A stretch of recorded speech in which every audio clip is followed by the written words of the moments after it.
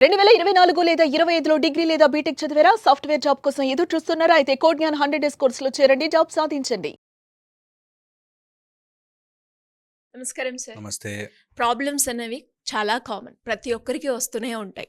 కానీ చాలామంది వాటిని స్ట్రెస్‌గా ఫీల్ అయిపోయి, మైండ్‌కి తీసుకుపోయి, నేనేం చేయలేను అని అక్కడే ఆగిపోయి సూసైడ్ చేసుకున్న వాళ్ళని కూడా మనం చూస్తున్నాం. ఎంత పెద్ద ప్రాబ్లమ్ ఉన్నా దానికి సొల్యూషన్ ఉంటుంది అని చెప్తూ ఉంటారు.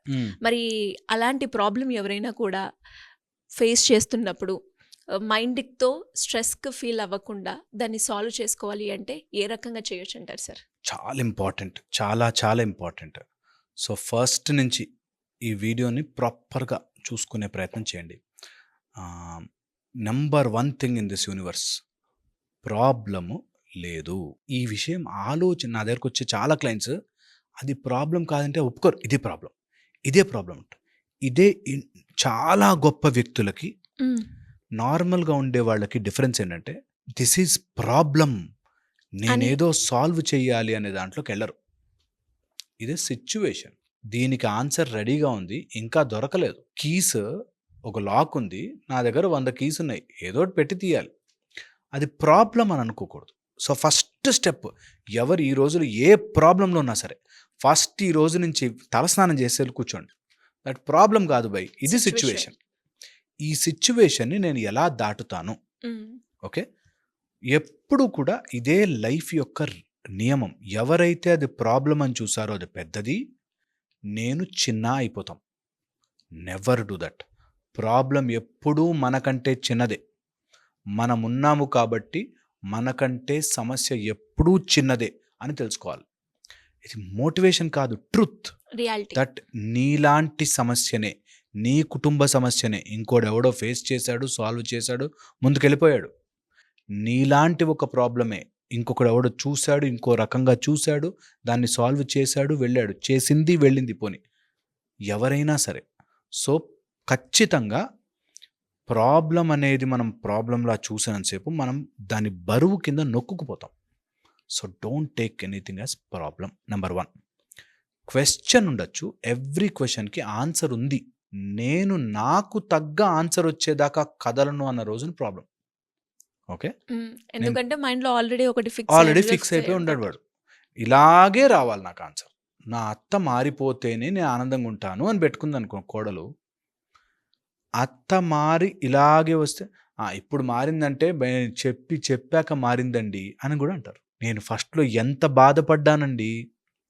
సో, ఇంకా వాళ్ళ ప్రాబ్లమ్ సాల్వ్ అవ్వదు.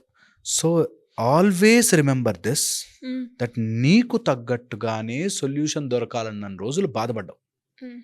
బల్బు నేను స్క్వేర్గానే కనిపెట్టాలి అనుకున్నా అంటే ఇరుక్కుపోయాడు. బల్బు కనిపెడతా అంతే. అది ఎలాగ వస్తుంది అన్నది న్యాచురల్లీ డిసెండ్స్. చాలా ముఖ్యమైనది. ఎవరు సమస్యని సాల్వ్ చేయాలన్నా సమస్యకి సమాధానం ఊడి పడుతుందిరా. నువ్వు దారి ఇవ్వు అంతే. ఇది నిజంగా చెప్తున్నాను. ఎక్కించుకోవాలి, రక్తంలోకి ఎక్కించుకోవాలి ఇది ఒక్కొక్క మాట. దట్ సమస్యని సమస్యగా తీసుకోకుండా ఈ సిచ్యువేషన్కి ఆన్సర్ ఎలా దొరుకుతుంది నాకు అనేది నేను ఓపెన్ పెడుతున్నాను. మనకి ఇక్కడ బ్రహ్మరంధ్రం అని చెప్తాం. బ్రహ్మరంధ్రముకి సమాధానం వస్తుంది. నీ లోపలికి శరీరంలోకి సమాధానం వచ్చి తీరుతుంది అన్నది వెరీ ఎసెన్షియల్ పాయింట్. ఇది గనక మనకి తెలిస్తే ఓకే. ఎప్పుడు కూడా ఒక సమస్య మన జీవితంలోకి వస్తుంది అంటే విత్ ఆన్సర్ వస్తుంది. ఇంకా ఫర్దర్ ఆన్సర్ ఎప్పుడో ఉండి వస్తుంది. ఓకే. ఫర్ ఎగ్జాంపుల్ చెప్తాను. ఓకే సరే, మీరు ఇదంటే నాకు ఒకటి గుర్తొచ్చింది. అంటే నేను ఒక దగ్గర చదివిన, ఎప్పుడైతే నీకు ఆ కోరిక కలుగుతుందో అది నువ్వు సాధిస్తేనే ఆ కోరిక నీకు కలుగుతుంది అని అంటారు. నిజమేనా? అంతే, సాధించడానికే ఆ కోరిక కలుగుతుంది. ఓకే. సో ఇది కూడా అంతే. ప్రాబ్లం మనకు వచ్చింది అంటే సాల్వ్ చేసే కెపాసిటీ మనకుంది అంటారు. సమస్య ఆల్రెడీ రెడీగా ఉంది. సమస్యకే సమాధానము రెడీగా ఉంది. ఓకే. ఇది ఎప్పుడు రియల్. ఫర్ ఎగ్జాంపుల్ చెప్తాను. మహిషాసురుడు అనే ఒక రాక్షసుడు పుట్టి, మహిషి అనేది పుట్టి అంత ప్రపంచాన్ని అల్లకల్లోలం చేస్తుంది. ఒక కోరిక కోరుతుంది. ఇద్దరు హరిహరల పుత్రులకే కొడుకుకే నేను చేస్తాను అని ఉంటుంది. అలాంటిది ఆల్రెడీ ఎన్నో జన్మ యుగాలకు ముందే ఆల్రెడీ ధర్మశాస్త్ర రెడీగా ఉంటాడు అయ్యప్ప. సో పాయింట్ ఈస్, నీకు సమస్య రాబోతోందంటే సమాధానం ఆల్రెడీ రెడీగా యూనివర్స్‌లో వెయిట్ చేస్తూ ఉంటుంది. నేను ఎప్పుడు నిజం ఇది. నమ్మి తీరాలి. ఇవేంటంటే నీ సమస్య నువ్వు సాల్వ్ చేసుకొని వచ్చినప్పుడు కరెక్ట్ చెప్పాడు సార్ అనిపిస్తుంది మీకు. స్టక్ అవుతుంటుంది. అంతవరకు ఇవన్నీ మస్తు చెప్తాం బాస్ అనిపిస్తుంది. నేను అంటాను, రియల్లీ చెప్తున్నాను, ఇలా తీసుకోండి మీ దగ్గర ఉండే ప్రాబ్లమ్‌ని. ఇలా తీసుకోండి మీ దగ్గర ఉన్న క్వెషన్‌ని. ఇది రెడీగా ఉంది ఆన్సర్. దొరుకుతోంది నాకు దీనికి ఆన్సర్ అనే దాంట్లో ఉండండి. ఓకే. ఎప్పుడైతే అందులో ఉంటామో you will get the answer. Okay. So ప్రతి క్వెషన్ని అప్రోచ్ అయ్యేటప్పుడు, ప్రతి సర్కమ్స్టెన్స్ని అప్రోచ్ అయ్యేటప్పుడు ఎన్ని రకాలుగా దీన్ని నేను సాల్వ్ చేయొచ్చు అనే దానికి ఓపెన్ ఉండండి. నాకు ఏ సమస్యన ఇది ప్రాబ్లం ఏంటంటే ఆన్సర్స్ రాయడం స్టార్ట్ చేస్తే ఎవ్రీ 20 ఆన్సర్స్కి నీకు ఒక గోల్డెన్ లాంటి ఆన్సర్ దొరుకుతుంది. ప్రతి ప్రాబ్లమ్ని ఈరోజు ఏ సమస్యను తీసుకో, డబ్బు, పేరు, ఆస్తి, లేకపోతే రిలేషన్షిప్స్, ఏదైనా కానీ రాయి సమస్య, సొల్యూషన్స్ రాసుకుంటే నీ మైండ్కి తోచింది రాయి. నాకు లీగల్ ప్రాబ్లం ఉంది, కోర్ట్ కేస్, కాంప్రమైజ్, లేకపోతే మంచి లాయర్, లేకపోతే బయట లాయర్, ఇలా ఏమేమో రాయి. నీకు 20 సమాధానం. ఫస్ట్ 4-5 ఫాస్ట్గా వస్తాయి. దాని తర్వాత మైండ్ ఇంకా ఆలోచించలేదు. కానీ ఎప్పుడైతే సమస్య మీద ఉంటామో అప్పుడు ఆన్సర్ దొరుకుతుంది. ఎనీ బిగ్ సమస్య, బెంజీన్ స్ట్రక్చర్ కనిపెడుతున్నప్పుడు కెక్యూల్ అనేవాడు ఆలోచించి అరోమాటిక్ కాంపౌండ్ ఎలా ఉంటుంది అని కష్టపడి లాస్ట్కి నిద్రపోతే కలలో కనిపించింది దానికి structure. So point is, stay on the problem or stay on the question for long enough to solve it. నువ్వు సమస్య రాగానే నా వల్ల కాదు అలా ఎప్పుడు ఉండకూడదు. ఏ సమస్యకి అరే సమస్యని సాల్వ్ చేయడమే మజా, అదొక్కటే మజా, ఇంకేముంది, ఏమీ లేదు. నువ్వు పుట్టగానే ఇలా అన్ని నీకు చేతికి తెచ్చిస్తారు, నువ్వు కదలకుండా కూర్చోవాలి, నీకు అన్ని ఉండదు, మజానే ఉండదు లైఫ్లో. ఖచ్చితంగా సమస్య వస్తుంది. అండ్ ఆ సమస్యని నీకున్న తెలివంతా వాడి సాల్వ్ చేస్తే అది మజా. అది నేను చెప్తున్నాను కదా, ఈ మధ్య ఒక తల్లి సాల్వ్ చేసింది అలా. మీరు చెప్పిన వీడియో విని సార్, నేను మా అబ్బాయిని మార్చాను, వాడిప్పుడు రైట్ డైరెక్షన్లో ఉన్నాడు. అలాగా నువ్వు ఒక సమస్యను సాల్వ్ చేస్తే నీకు బాగుందమ్మా అని అడిగా నేను. అంటే చాలా బాగుంది సార్, నేను సాల్వ్ చేశాను, సంతోషంగా ఉంది, నా కొడుకుని ఇట్లా నేను సాల్వ్ చేశాను, హ్యాపీగా ఉందని. So point is, you solving problems is the biggest achievement. అసలు కిక్ ఇస్తుంది. అలాంటి సమస్య సాల్వ్ చేయడానికి సమస్యకి భయపడి కూర్చున్నవాడు గెలవలేడు. ఇది పాయింట్. దీంతో పాటు నీకు సమస్యకి ఆన్సర్ రాస్తున్నప్పుడు కొన్ని విషయాలు మనకి నచ్చవు, ఇలా అవ్వకూడదు, అవి వదిలిపెట్టగలిగిన వాడు సమస్యను సాల్వ్ చేస్తాడు. నాకు నచ్చినట్టుగానే సాల్వ్ చేయాలనుకున్నవాడు ఇరుక్కుపోతాడు, ఖచ్చితంగా ఇరుక్కుపోతాడు. అందుకని very very important, for every great thing there are some dirty things we should do. మా దగ్గరకు వచ్చేవాళ్ళు పిల్లలు చెప్తుంటారు, రికార్డ్ బుక్కులు రాయిస్తారు సార్, మాతో చాలా రికార్డ్ బుక్కులు రాయిస్తారు సార్. నేను ఎప్పుడు అంటా, to do some great things you have to do some labour or waste things also. Okay.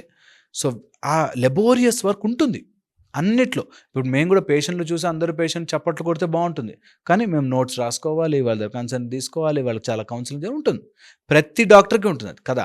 అలాగే అన్నిట్లో సినిమాలో చూపించినట్టు ఇట్లా గ్లౌజ్ తీసుకుని ఇట్లా బయటకు వస్తుంటే పేషెంట్లు అందరూ వావని కాళ్ళదాన, సినిమాలలో ఉండదు, రియల్ లైఫ్లో చాలా ఫేస్ చేయాల్సి ఉంటుంది. సో అలాగా జీవితంలో అన్నీ నాకు గ్లోరిఫైడ్గా కనిపిస్తున్నట్టుగా ఉండదు, సమస్యను సాల్వ్ చేసే అది మెథడ్. ఓకే. దీంతో పాటు very very important and last point చెప్తాను, స్టేజ్ వైజ్ రాసుకోండి. ఏ సమస్యని నువ్వు ఒకేసారి మింగేలేవు. ఓకే. సమస్యని make it as much smallest unit as possible. మనం ఇక్కడే కాదు, యూనివర్స్ మొత్తంలోనూ it is all in the form of structural and functional unit. నీ brain as a thing one organ కాదు, డిసెక్ట్ చేసి చూస్తే లోపల అన్ని న్యూరాన్ ఉంటుంది. So it's a structural and functional unit అంటాం. అలా ఒక న్యూరాన్ అన్ని కలిపితే అంత బ్రెయిన్ కదా. అలాగే ప్రతి ప్రాబ్లంకి చిన్నగా చేయి 1 ఈటబుల్ సైజ్ వస్తుంది. సమస్యను అలా ఒక్కొక్క ముక్క సాల్వ్ చేసుకుంటే వెళ్ళాలి. ఫస్ట్ చేతులు నరకాలి, కాళ్ళు నరకాలి, తల తీయాలన్నట్టు వన్ బై వన్ ప్రాబ్లం యొక్క చేతులు కాళ్ళు కట్టేయడం నేర్చుకోవాలి. Very very important. సో ఏ సమస్య వచ్చినా ఈరోజు కూర్చోండి, రాసుకోండి. ఇది బిగ్ సమస్య, మా ఆయన సమస్య, నా డబ్బు సమస్య, నా ఆస్తి సమస్య, నాకు మెంటల్ సమస్య, మైండ్ సమస్య, హెల్త్ ప్రాబ్లం, ఏదైనా ఏదైనా. రాసుకో. 20 సమాధానం రాసుకో. ఏమేం చెయ్యొచ్చు, నేనేం చేయగలను, what all I should do. ఇది చెయ్యడానికి నేను ఈ రోజున ఈ క్షణంన చేయగలిగింది ఏంటి, within no time solve అయిపోతుంటుంది. కరిగిపోతుంటుంది సమస్య. మౌంట్ ఎవరెస్ట్లో ఎక్కారు, కొండలే పిండి చేసాం, మొత్తం గుట్టలు గుట్టలు కొట్టేస్తున్నాం. మన చుట్టూ చూస్తే హైదరాబాద్లో పెద్ద కొండలు కూడా కరిగిపోతున్నాయి.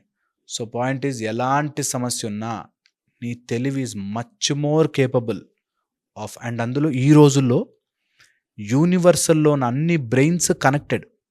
సో నీ సమస్య ఎవడో ఒకడు ఫేస్ చేసే ఉంటాడు, వాడు దాని నుంచి దాటి బయటకు వచ్చే ఉంటాడు. Just take help in that thought process, learn, grow. Simple. Super. Hope ఇది హెల్ప్ అవుతుంది. సో ఈ వీడియో చాలా సింపుల్గా అనిపించవచ్చు, అంటే ఇంతేనా, ఇలానే ఉంటుందా అని చాలామంది అనుకుంటారు. అలా అయితే ఇప్పటివరకు ఎన్నో చేసుకునేదాన్ని కదా నేను అని. బట్ ఒకసారి ట్రై చేయొచ్చు సార్, డెఫినెట్గా అబ్సల్యూట్లీ ట్రై చేయాలి. ట్రై చేయాలి. చాలా బాగుంటుంది. అండ్ మీరు అన్న పాయింట్ కూడా నాకు నచ్చింది. ప్రాబ్లం అన్నది కాదు, సిచ్యువేషన్ అని మనం యాక్సెప్ట్ చేస్తే ఆటోమేటిక్గా ఆ సిచ్యువేషన్కి తగ్గట్టుగా మనకి రీజన్స్ అవి క్రియేట్ అవుతాయి ఆటోమేటిక్గా. అబ్సల్యూట్లీ గ్రేట్ అవుతాం. Grow above your problem. జై హనుమాన్ అనుకోండి, పైకి ఎక్కండి. డెఫినెట్గా. Thank you sir, thank you so much.